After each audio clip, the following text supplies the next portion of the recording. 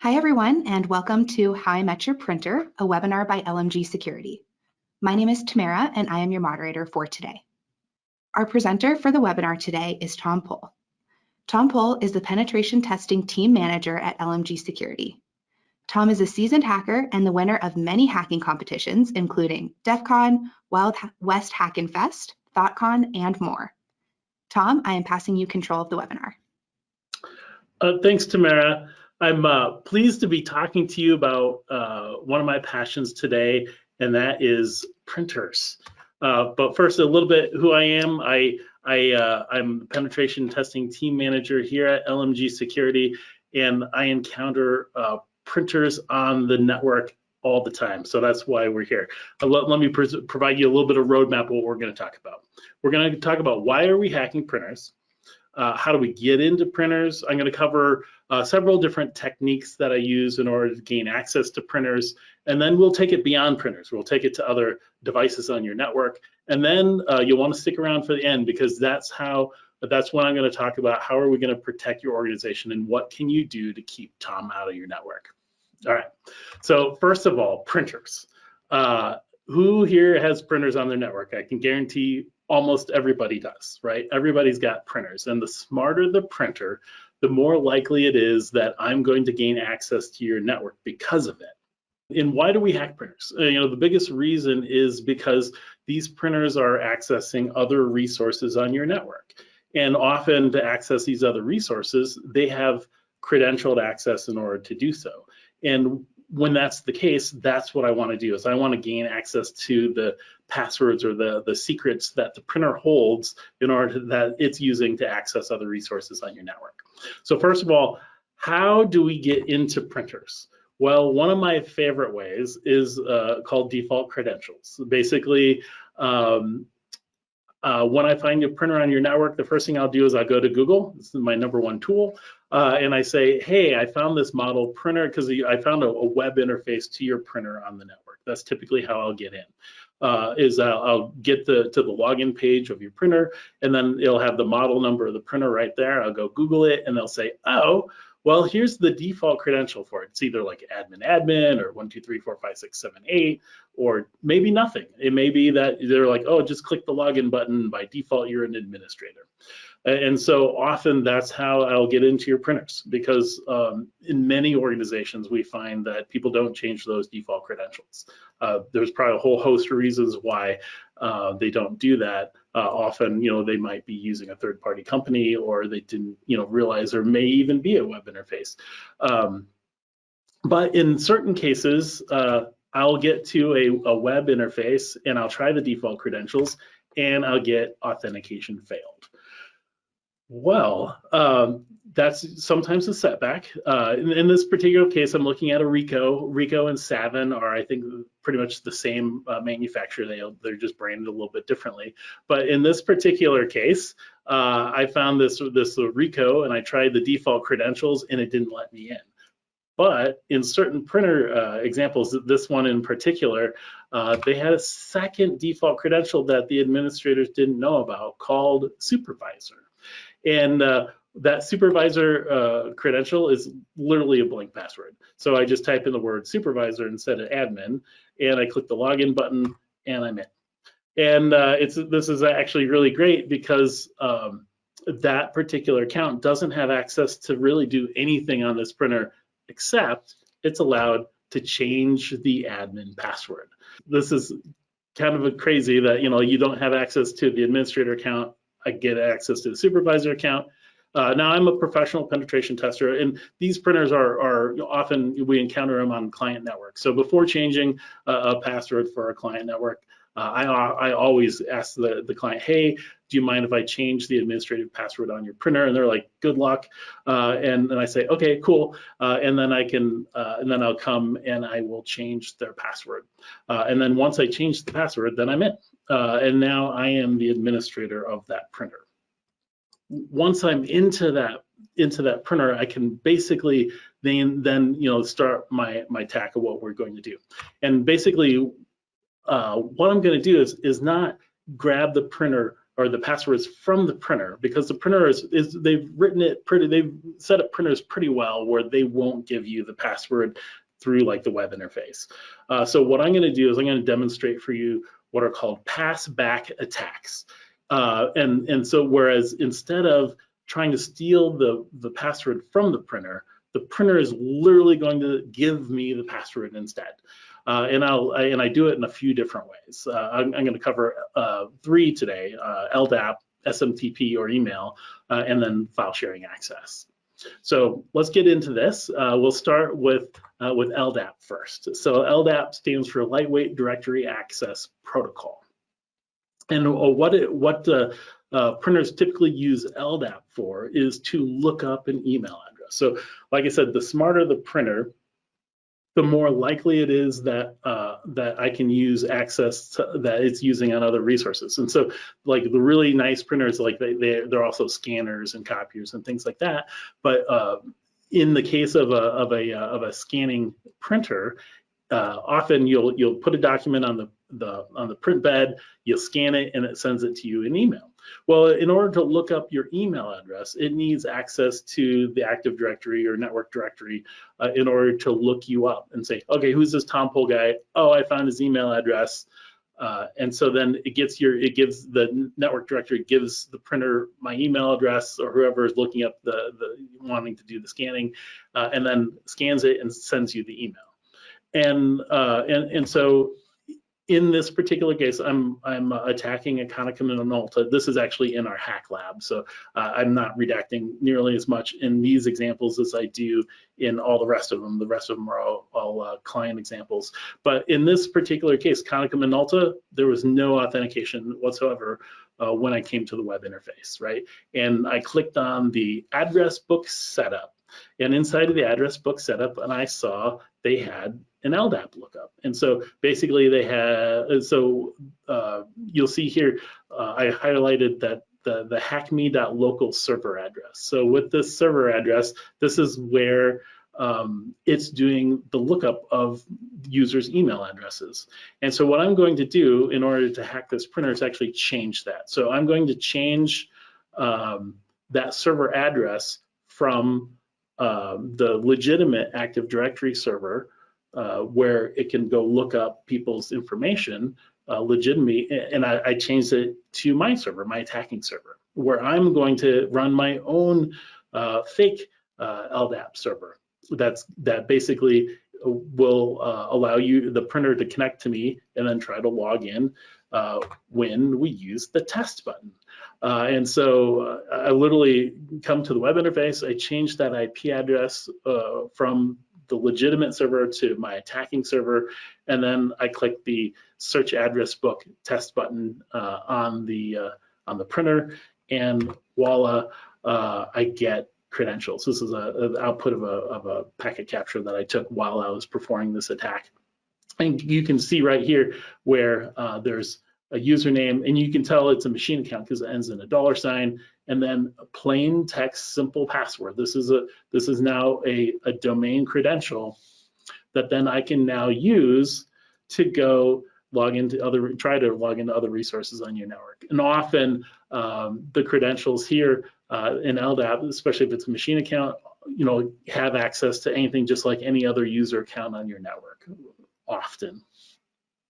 And so this is kind of attack number 1, where I will, you go in there, you just change the LDAP server, get credentials, and then now I'm off and running on your network with legitimate usernames and passwords, or a username and password that I will try to gain access to other resources. All right, so that's attack number 1. The second attack, I've got a couple different examples, and this is using email. So SMTP, Simple Mail Transfer Protocol. So like in our example, where we walk up to the scanner, we put our document on, you hit the scan button, it looks up your, email address and then sends an email. Well, the sending the email part is kind of the second approach for attacking these printers. In this particular case, this first one I'm going to show you, I think I'm attacking a Kyocera. This one, I think it has some default credentials. So this one, I actually had to log into it, but this network, they they didn't change the default credentials, but what they did do is that they set it up so that it sends out an email through their Office 365 interface. And that's one of the things that has kind of been a big change and trend over the last couple of years, is that a lot of organizations are switching to Office 365. So in this particular case, they set up the printer to go to Office 365, and we'll change to Office 365. Instead of going to Office, it's going to go to our server. And the credentials that we want to steal are down here. It's copier at the organization's name. And then lo and behold, at the bottom of the page, there's a test button. So when we change all these settings, all we have to do is hit the test button, and it should send us some credentials. Now, one thing to note right down here is it says start TLS. And so it's going to want to do like an encrypted communication to our mail server. We'll want to turn that off simply because my receiving server that I'm setting up doesn't talk SSL. So it's real easy. We're the administrator, so we can actually come in here and say, we don't need security. Let's go ahead and turn that off. And so we turn that off. We go back to the SMTP server page. We hit the test button, and then now we get a clear text username and password. Now, in each of these cases, one of the most important things to understand is that when I'm receiving these passwords, I have to set something up in order to receive that. So on the attacking server, I will set up, in this particular case, I'm running a tool called Weaponar. Weaponar is really useful for talking a lot of different protocols. It's also useful for doing poisoning attacks and so forth. But in this particular case, I'm just having it sit up and listening on different services. And if somebody connects to that service and wants to send it a password, it will dutifully receive and accept that password and then log it for us. And so that's exactly what happened. So as soon as I hit that test button, we were able to get the clear text username and password, and then we're off and running into this organization and accessing other resources. All right, so that's kind of the second way of doing it with SMTP. Now I've got a second example going back to that original RICO, where what happens if there is no test button, right? So we've got this RICO, we've reset the administrator password, remember, and then now we want to, and it's also, this one wasn't set up to do LDAP, but it was set up to do email, but there's no test button. Now look down below here, you'll see, remember this for later, right? So you'll see that it says the cartridge is almost empty, we're almost out of paper, there's paper left on the output tray. So there's some warnings on here. Let's remember that, and we'll keep track of that for later. So we'll get back into, so this particular machine, we'll get back into its SMTP setup pages, kind of similar to that other printer. Things look a little bit different on every different printer manufacturer, but they're generally asking the same questions. And you can see in this particular case that instead of going to the office365.com, they're going to their protection.outlook.com SMTP server address. And that's what, we will change that to be our attacking server. Now, one of the things that you'll see here, which is really interesting, is that they have use SSL turned off. So they're not talking SSL to protection.outlook.com. The other thing they're not doing SMTP authentication. So there's some configurations in Office 365 if you're using the right server names that say, hey, from this IP on the internet, allow my users to send email through Office 365 without credentials, which often will be a finding in and of itself on your network if you're allowing any user to talk to Office 365 and send email as any other user. Like that could be a finding because I could send an email saying, hey, I'm the president of the company, everybody, you should come click on my link. But if, in this particular case, I think the reason that you'll see the SMTP is off, but they have the SMTP off username and password are set. You'll see how it says change, and you see there's actually a username there. That means at one time, SMT authentication was probably turned on. They probably set it up so that you didn't need authentication because they realized they're sending clear text passwords across the internet, and they didn't want to do that. Well, this time, I want to put in my evil server, but I want to change it from SMTP authentication off to SMTP authentication on, because I want to receive the password that's in this printer that they never cleared out when they turned it off, because these printers will remember everything you ever told it. And that actually even goes to when you go recycle the printer, it remembers everything you've ever told it. So keep that in mind. One thing you'll notice here is it actually that you don't see is there is no test button. So I can change all these settings, and then now it's, it's like in this example, I think it was 6 o'clock at night, I'm on the client network, but I have no way of either waiting or triggering somebody to send an email, right? Or do I? This is what's awesome, is that a feature that's not often set up on printers is auto email notifications. And so remember, and so what I did was came to this page and I said, hey, when there's issues like out of toner or toner almost empty or paper misfed or the cover left open or we're out of paper, let somebody know. How? Through email. And so that's what's great. And remember, when we first logged into this printer, it told us that the cartridge was almost empty and that we're almost out of paper and there's paper left on the output tray. So as soon as I set up the notifications on this printer to go to me, I immediately received an email that went directly to me along with SMTP credentials. Oh, and I think the reason why they didn't want to send these credentials across the network was because that user ID and password that were saved in the printer were for domain administrator. So at this point, we ruled the entire network, right? So we are now the trusted administrator of this organization. And with that access, we could basically go anywhere in their network and access anything, even dump all the passwords for the entire organization.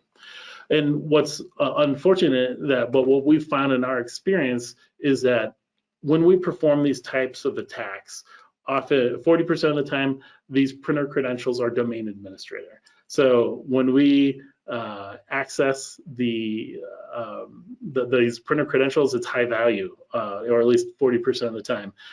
When we get credentials out of these printers, then we now can take over their entire network because they've used an administrator account.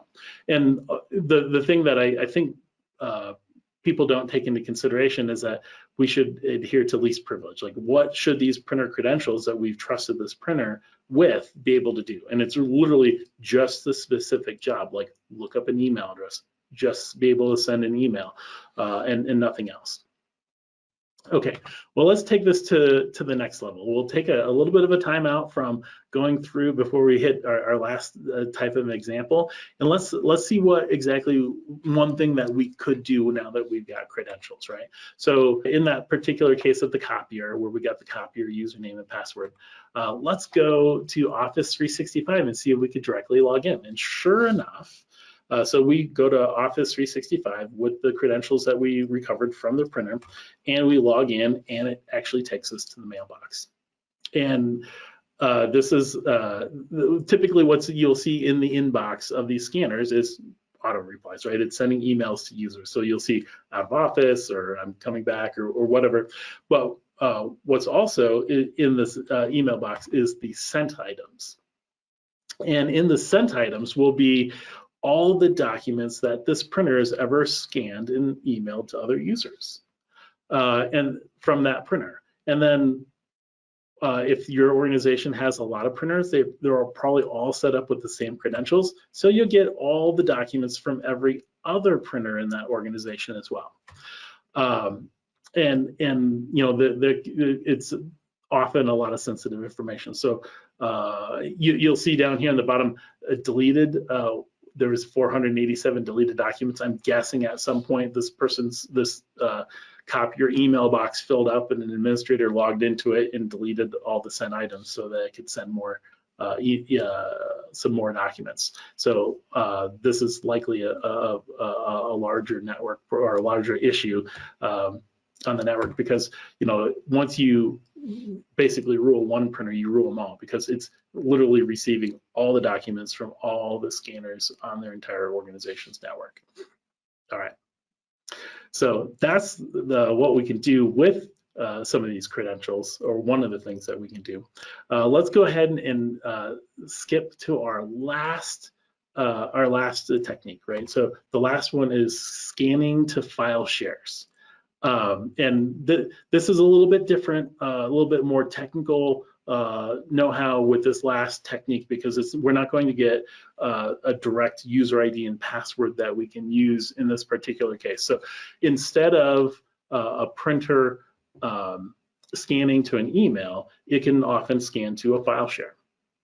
And so with the file shares, it does, you have to log in to the file share in order to be able to save your document to it. In this example, I'm going to use a Hewlett-Packard, an HP. This is a multifunction printer again, and in this particular case, there was no authentication whatsoever. I think I just clicked the login button. I don't even remember if there was a login button, but I get to the scan to network folder, and you'll see that they have set up scan to the S drive. And the S drive in many organizations means share drive. And so you'll see here also right away that not only is there an edit button, but there is a test button. So once I make some changes, then I will be able to go in and test my changes.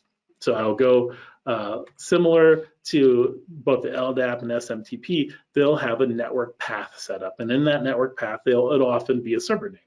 And I will change the server name to be the IP address of my attacking host, right? And so in this particular case, that's going to be my evil server again. You'll see //, and then in their case, they have their server name and then /scans. So I'll change that to be my evil attacking server, and then the user ID and password that we want to get out of the printer. In this case, I think it was called eCopy. And so once I change those to be mine, I go back to that scan to network folder setup page, and this time I click the test button. Now, this is where things are a little bit different. And so instead of receiving clear text user IDs and passwords like I have in every other example, this time what's going to happen is that the printer is going to do what's called an NTLM v2 handshake. So what this does is this is a Microsoft protocol that doesn't send the password over the network. What happens is the server will give you a challenge, and then the printer will kind of encrypt the password with the challenge, and so they can prove to the network, to the server, that it knows the password and the server knows the password, and then kind of does this dance over the network. And what we get is a hash. So in this particular case, we click that test button, and we have responder listening again, and we receive this NTLM v2 hash from this eCopy user, which now basically gives us not a credential that we can use directly, but it gives us basically the evidence of this password hashing with the server. And with that, we can actually crack that hash. And so with that hash, we actually, here at LMG, we've got a couple of password cracking rigs. I think we've got like 10 GTX 1080s, which are kind of dated by now. But what happens is once you have a hash, you can't actually recover the password directly. What you can do, though, is you can guess passwords over and over again until you can guess a password that matches the hash that we observed over the network. And if we can match that password with a guess, and I think our rig can guess something like 9 or 10 billion passwords per second, then we can figure out what that original password was that the printer sent or didn't send over the network. It basically was able to prove to the file server what the password was. In this particular case, it took us about 1.5 seconds to crack the password, mainly because I think card initialization time, because the password was Canon1. Which is interesting to note, because I don't know if you remembered, but this was a Hewlett-Packard that we were testing, not a Canon. And I think this is because and they actually didn't have any Canons on the network. I'm guessing that they likely upgraded printers at one point, but then just kept the same credentials, and they just moved the credentials from one printer to another. And so now they're using a Canon password on the Hewlett-Packard printer. So this is basically the last type of technique that we used on printers. Now we can take this beyond printers, right? So we can take and use this against other devices in your network. And so in this particular example here, we used an IPMI interface. It's what a intelligent platform monitoring system or monitoring interface, where this is kind of a low level, like you can build servers, you can remotely manage servers using IPMI, you can reboot them, you can turn them off. In this particular case, we found a super micro server that was used that was actually built up. It's really hard to see probably in my picture, but you'll see that they originally built the server using an ISO off of a network share. And the user that was set up on this share was actually a domain administrator. And so we went ahead and changed the server host, or the share host, sorry, is what they called it in this case, to our IP address and hit the mount button. And we were actually able to get an NTLM v2 hash just like that previous example, but it was a secure password. It wasn't a simple password. It was one that we weren't able to crack. But in this case, we still were able to get those credentials because we were able to download the configuration from IPMI, and one of my coworkers, Emily, was able to forensically recover this password in clear text directly out of the configuration backup. And then we won the day because that user was a domain administrator as well. And then this is a new one. I just added this last night because I think we found this a week or two ago. Derek, one of my other coworkers, was on a network that had an uninterruptible power supply, a UPS, a battery backup, where basically it's a super smart device that once you logged into it, which I think he got into it with default credentials, was able, the battery backup system was smart and said, hey, if we're on battery too long, it needs to go log into your vCenter, which runs all of your virtual machines, your virtual infrastructure, and tell it to go shut down all the servers so that they don't crash when the battery power runs out. So that means in this particular case, the cyber power needed credentials to your vCenter, which is a really important credential to protect. Well, but in this particular case, after we got into the web interface, they actually returned the credential. You can't see it here very easily, but it was in JavaScript. Like all we had to do was open a JavaScript console, give us the name of the field that was on the page, hit enter, and it told us the password to their vCenter. And once we had that, then we were able to go rule the day. So this is yet another way that you can kind of take these same kinds of concepts, but then go apply them to different organizations or different types of devices in your organization. There's another one about a year ago. I've a Crestron room panel. Right, so Crestron is like an AV company, and they make all sorts of neat devices. One is a device that is on the outside of every conference room that will have the calendar of the conference room. And in that calendar, it'll say, okay, it's reserved by this person this hour, this person that hour. Well, if you're able to break in, like I was able to break into one of these Crestron smart panels with default credentials again, it was pulling from Office 365 to get its calendar. Well, I just said, hey, your calendar URL is no longer Office 365. It's my evil server over here. And then it would send me then the password that it was sending to Office 365 to get the calendar. It was sending it to me now. So now hopefully you get a full understanding of why I love printers and what we can do in order to gain access to people's networks. So let's summarize here. So here's where we're at. So number one, printers are everywhere, and pass-back attacks are real. So often when you go and you change the server address on these printers, it should probably clear out the passwords. It doesn't. It lets you just change it, and then you can say, hit the test button, and then now you can reset the passwords. Then we took it beyond printers, and we can take some of these same concepts to other devices on your network. So let's talk about how can we protect against this, right? So tips for defending your network. So these are some, just a short list of things that I think you can do in order to protect your network. There may be others. If you've got ideas, share them. I love to make this interactive. But number one, segment your network. Basically, often I'll see this with printers where if you can access the printer, you can access everything about that printer, right? So you can access any kind of a management interface by any user on the network. And as you can see, if you allow that kind of access, it can be dangerous, especially if a user like me is on your network and I can go gain access to those stored credentials that are stored in there. Also, you saw that over and over again, we'll get in with default or weak credentials to these printers. Even the printers that didn't require authentication here, they all have the ability to do so. So when you get these printers set up, make sure that you configure authentication and use strong passwords. And please, no more default passwords. And then also you can require encryption.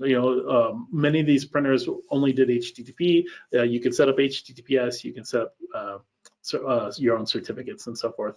Also, one of the things that I've only seen it on a couple of client networks. In that example where it was doing SMTP with authentication to Office 365, and then you were able to log into that mailbox.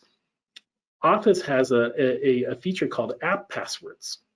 So instead of allowing a user to log in with the regular mailbox password, you can say, hey, I want to create a password for that mailbox that all it can do is SMTP to send email. And so if I was to recover that password, when we went to the Office 365 interface, had they been using an app password instead of the regular email box password, when I went to log in to get access to the mailbox, it would have said, I'm sorry, you need to use the regular user account password, not the app password, in order to access that interface. So I would have been shut down at that point and wouldn't have been able to use that password for anything other than sending. Deploy identity and access management and detect the printer abuse. One of the things that every single printer I've seen, I've never seen a printer, they all can do it. It's called syslog, where basically any kind of an event that the printer sees, it can actually send all those events to a remote server. Many organizations, especially if they have a SIM or other kind of logging infrastructure, can receive syslog. And if you can send your syslog messages from the printer, then you can do things like, hey, how often should people be logging into that management interface anyways? Maybe it's a good idea that every time someone logs in the management interface, you send an alert. So you can, detect a little bit more on your network when both legitimate or illegitimate access is happening, because often after your printers are set up, you don't go back to those interfaces very often. And if you do, maybe you should let somebody know if somebody's getting into those interfaces. And of course, option number 7 is just burn your printers. I included a fun picture of the Office Space movie where because anymore, the whole world's going digital without printers. But that's just tongue in cheek, because many organizations still need to print. But I think there's ways that we can make printing more secure. All right, so that's the main content of my class. I did want to point out that we've got a couple of training opportunities coming up, one physically in person in Des Moines on June 7th, and another one virtual event in July, where we're going to help your organizations hack yourself first, right? So we call it penetration testing for IT pros. There's a lot of people out there that want to learn how to hack yourselves. Like your network administrator will teach you, a lot of different ways that you can look at your organization, not just through printers, but all sorts of other ways, in order to hack yourself first and protect yourselves from the bad guys that are out there that want to get access to your network. All right. I hope there's some good questions. Like I said, my name is Tom Pohl. If you don't can't think of a question right now you want to ask, feel free to reach out to me. I'm on Twitter and Mastodon and LinkedIn. You can find me. I'm very creatively Tom Pohl wherever social media accounts are made, and you should be able to find me pretty easily, I hope. And with that, are there any questions?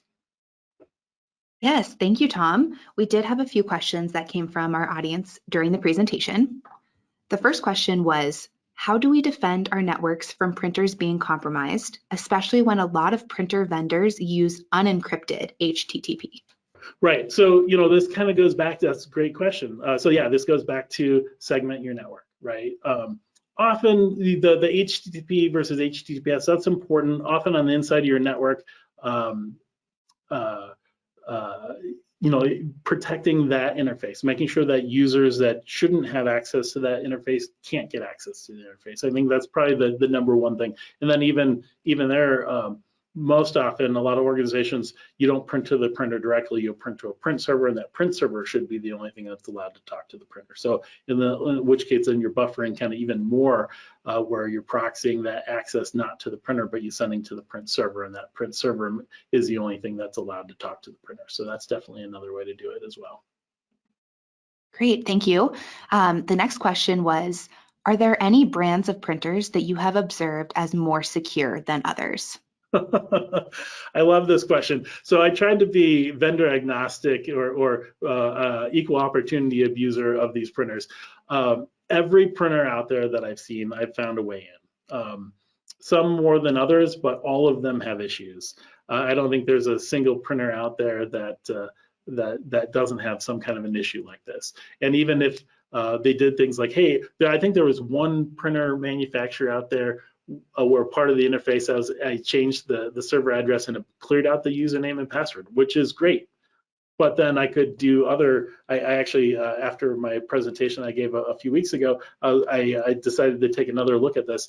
And if I can change your DNS server to my attacking host so that, whenever it wants to look for a host name like office365.com, I can respond back, say, hey, office365.com now exists over here at this other IP address.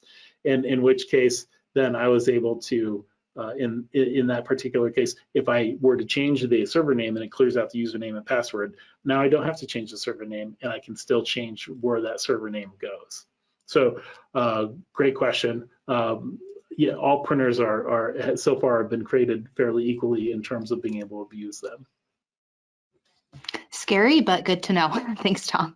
Yeah. And our last question is, are there specific questions I should ask my printer or MSP vendor to make sure they are following security best practices? Yeah, so that's one thing about printers, right? Many organizations don't own their printers, especially the really big fancy ones. Often you're leasing these printers. And so what that means is that you'll have these printers for some period of time, and then you give them back to your MSP or your print vendor. And so when you do that, a lot of important things are, clearly there's secrets on these printers, right?